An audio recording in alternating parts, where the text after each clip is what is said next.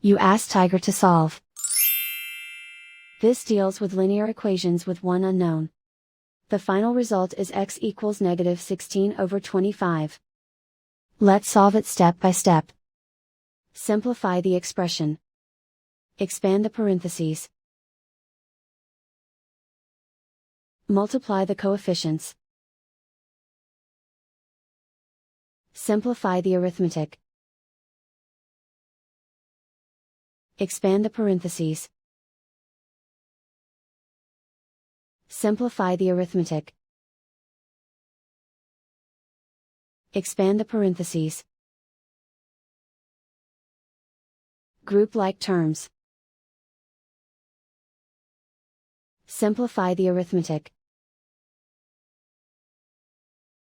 Group all constants on the right side of the equation.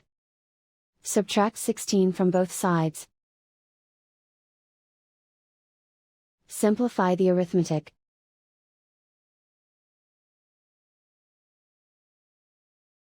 Isolate the x. Divide both sides by 25. Simplify the fraction. And so the final result is x equals negative 16 over 25.